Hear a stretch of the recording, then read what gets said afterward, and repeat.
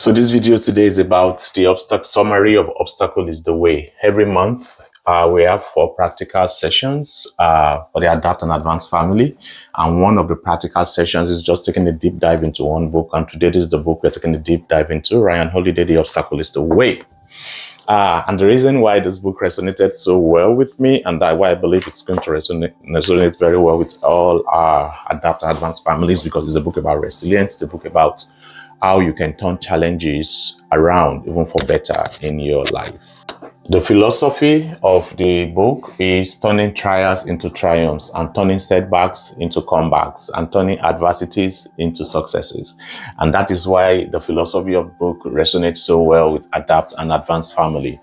And today we'll be taking a deep dive into the book using the MAPLAMP principle, MAPLAMP, meaning making, A, action, P, planning, L, learning, A, alliance formation, M, mission statements, and finally P is prayers.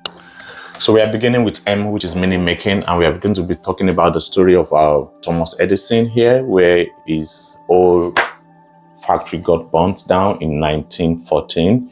And what did Thomas Edison say after this happened? Thomas Edison said, all our mistakes have been burnt down, and we can now have a fresh start. And that same year, Thomas Edison was able to turn this around, and he was able to go forward with his life. And that same factory was rebuilt and made as much as I think they would have made if the burning of the factory did not happen.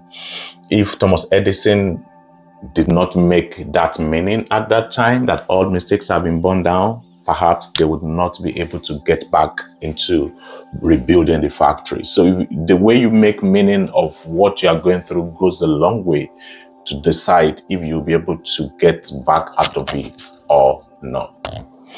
Obstacles are not the end, they are the path. So the obstacles in themselves do not mean the end of your life. It's a path that you have to take to get to where you are going. And also, I would also like to use the story of Joyce Meyer here, because she went through a lot of sexual abuse as a child. Today she's in her 80s, and she looks back and she sees those obstacles as a path to where she is now. She said, would she choose a different life? Maybe not. Now, talking about it and looking back, because that defining moment of those obstacles that she went through in early childhood ended up being like the foundation for a ministry, which eventually taught thousands of lives all over the world, even millions of life all over the world. I remember one of our books, The Battlefield of the Mind, sold more than 7 million copies, also rooted in the fact that she was able to turn our trials as a child around for good. So that thing you're going through is not necessarily the end. That obstacle is not the end in itself. That obstacle is the path that you can follow towards a great future or a better future for yourself. Still on meaning making, I also like to also share my story, which I've shared with you multiple times. My mom died when she was 32, my father when he was 40. Then I was 7 and 13 respectively. That was a big challenge for me growing up after 13, but I made a meaning that if I really needed them beyond when they died to fulfill God's purpose for me, then they will have not died. It's a hard meaning to make, but that was the meaning I made from it. And I made that meaning, and that has really, really helped me to keep moving irrespective of the very tough situations I had to deal with after their losses. I kept moving on, and I kept saying, there's a path to follow, and God has a path for me that will work for me without them being there. And that's why He allowed it to happen. And that meaning kept me going, and that's kept me going. It's, close to maybe more than 30 years now. I lost both of them, and I could say comfortably that I've kept moving on without them physically. Of course, some of the lessons they taught me stayed with me, but physically I've moved on without them physically being here to help me through life. So the same way the obstacles are not at ending, their losses was not the end of my life.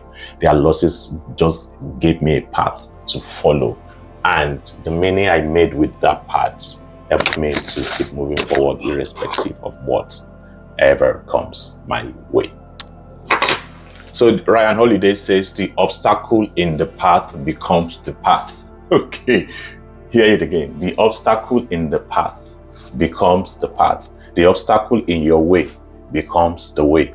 The obstacle in the path becomes the path. So the obstacles you're experiencing can actually become the path that you can use to take to get to where you're going. It's kind of counterintuitive, but that is what it is. The obstacle in your way is the way. The obstacle in your path is the path. So the obstacle in the path is a quote from Ryan Holiday's that we are using today to make meaning from whatever it is that we are going through in our life right now. You can make meaning, you can do better, you can go forward. Don't let it stop you. A is action. After meaning making is A, action. So we have to take focused, deliberate actions to go forward. I talked about Thomas Edison. He took focused, deliberate action to go forward after the fire burned down the old factory in 1914. And today we are talking about him. Why? He took focused action to go forward. He didn't fold his hand and say, this is the end of me. I talked about Joyce Meyer. She took focused action to go forward at different stages of her life. Today she's in her 80s, but she took action at different stages to keep pursuing her purpose, to keep pursuing what she believes she has been called to do, irrespective of the bad beginning that she had. I talked to you about myself. More than 30 years, I lost both parents. I have kept moving on steadily, slowly, one day at a time. And I'm still moving on. I'm not stopping, even now.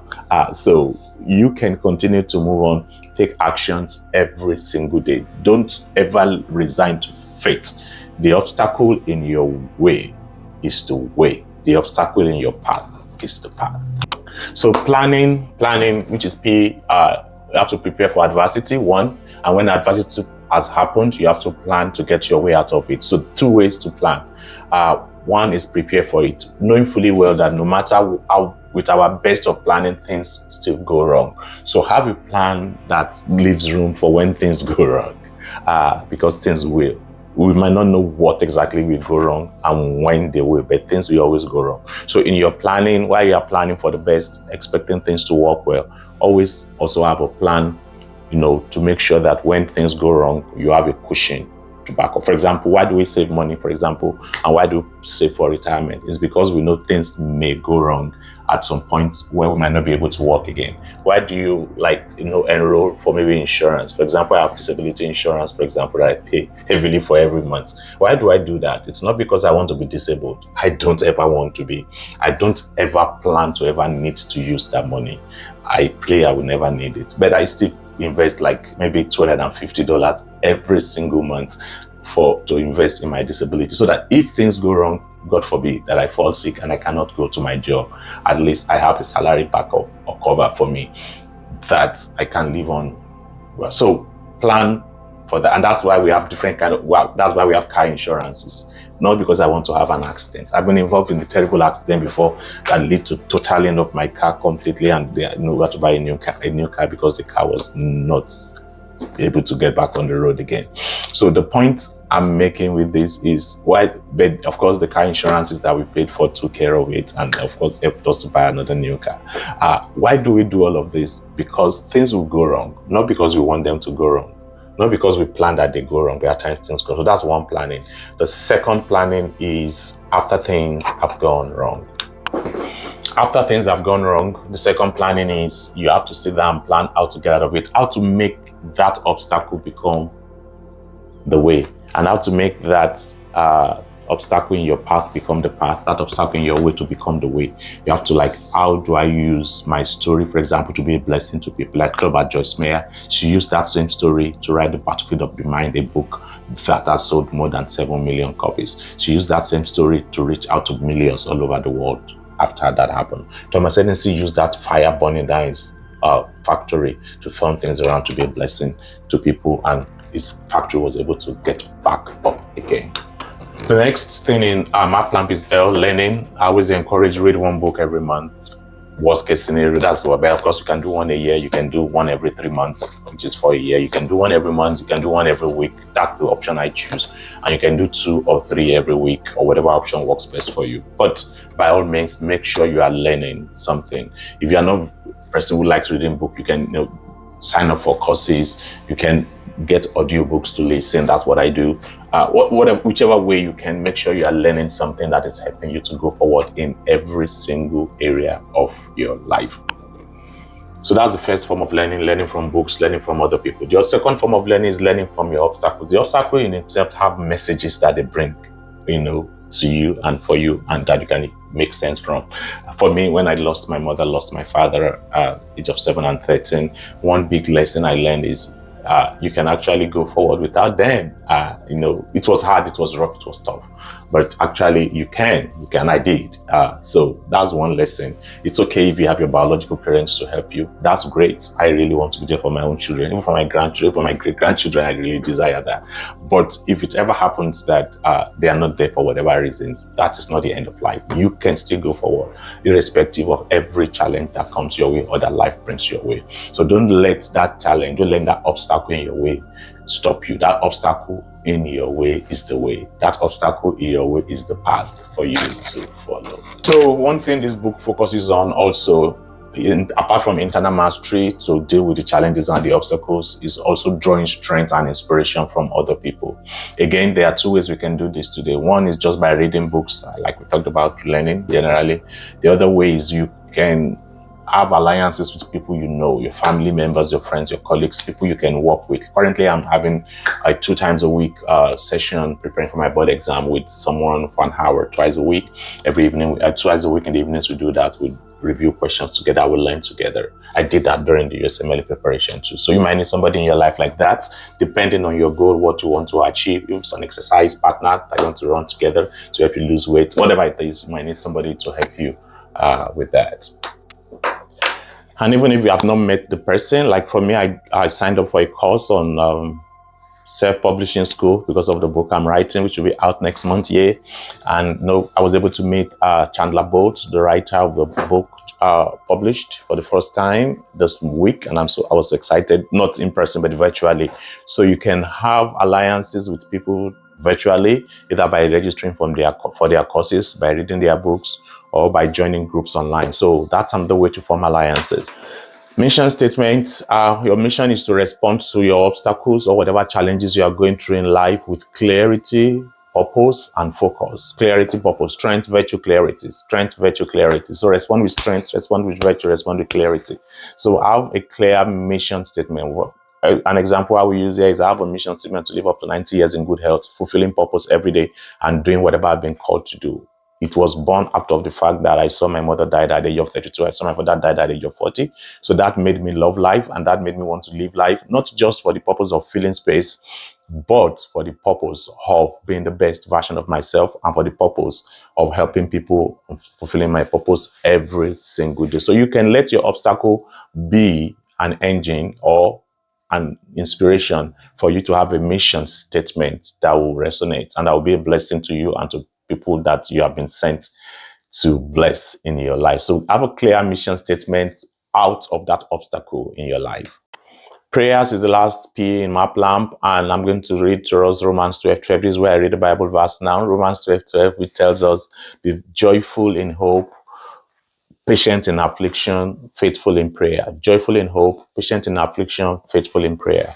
Joyful in hope, patient in affliction, faithful in prayer. So take time to pray, take time to think through whatever you're going through. I believe that there's always a way out for you of every single challenge that you are going through. So pray about it. I believe prayer that is based on Bible verses have more power because it's coming from a place of faith. It's coming from a place of believing in what God has said about you.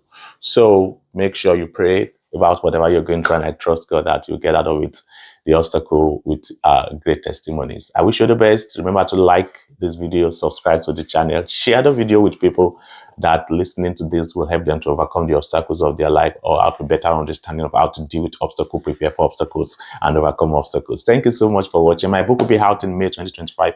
I'll give you more information about that as it comes out and what you can do to be a part of this, to get this book in the hands of those that need it. I believe millions of people over the world need this book, and we can all partner together to get it into their hands. Thank you so much for being a part of Adapt and Advance family. Thank you.